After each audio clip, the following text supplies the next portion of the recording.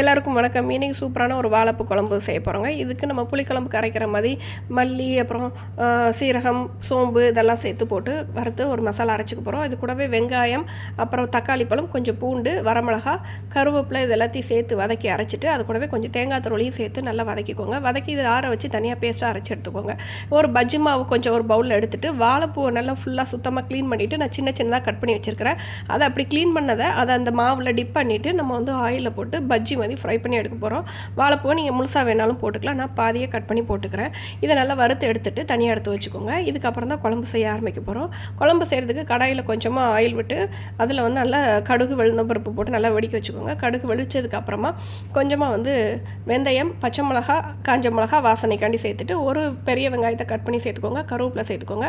அதோட மஞ்சள் தூள், மிளகாய்த்தூள், தனியாத்தூள் சேர்த்து நல்லா வதக்கி விட்டுக்கோங்க. நல்லா வதக்கிட்டு அது கூடவே கொஞ்சமாக வந்து புளி தண்ணி, லெமன் சைஸ் புளி தண்ணியை நல்லா கரைச்சிட்டு அதை ஆட் பண்ணிக்கோங்க. இது ஓரளவு கொதித்து பச்சை வாடை போகும்போது கொஞ்சமாக உப்பையும் சேர்த்துக்கலாம். இது கொதிச்சதுக்கப்புறமா நம்ம அரைச்சி வச்சுருக்க அந்த மசாலா பேஸ்ட்டை இதில் ஆட் பண்ணிவிட்டு மறுபடியும் கொதிக்க விட்டுருங்க.